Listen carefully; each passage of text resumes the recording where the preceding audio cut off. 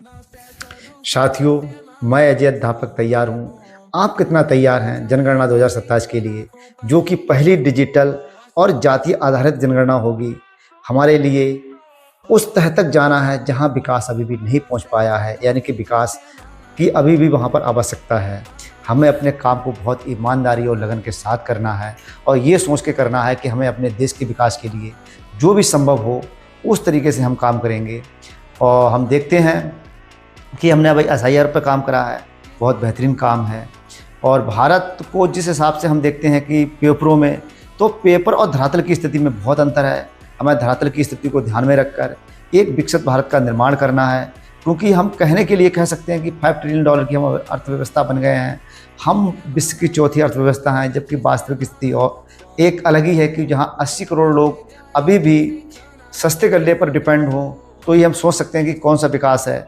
फिर दूसरी चीज़ ये है कि हम जब तुलना करते हैं तो अपनी पाकिस्तान से करते हैं, ना कि अमेरिका और चीन से, क्योंकि हम देखते हैं कि अमेरिका की जो अर्थव्यवस्था है वो $30 ट्रिलियन की है और चीन की $20 ट्रिलियन की।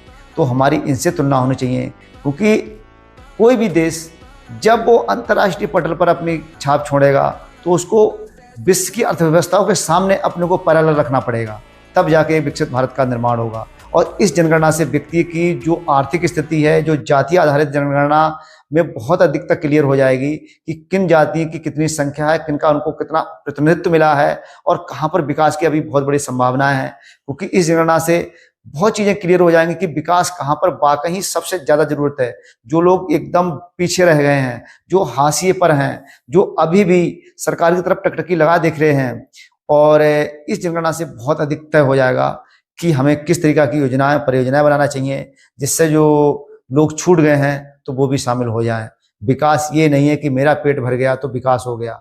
मुझे ये सोचना चाहिए कि अभी भी बहुत सी भारत की ऐसी जनसंख्या है जो अपने मूलभूत आवश्यकताओं के साथ साथ एक वक्त का अच्छे से पेट भी नहीं भर पाते हैं। सिर्फ रोटी चावल खाना ही मतलब वो भोजन नहीं होता है। भोजन के साथ साथ उन्हें न्यूट्रिशंस मिलना चाहिए जिनकी उन्हें आवश्यकता है।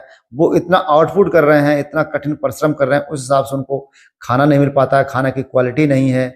उन्हें वसा, कार्बोहाइड्रेट्स, प्रोटीन और विटामिन की जो सख्त जरूरत होती है वो शायद कहीं ना कहीं वो पिछड़ जाते हैं, और वो अपने समय से पहले उनकी आर्थिक स्थिति कमजोर हो जाती है।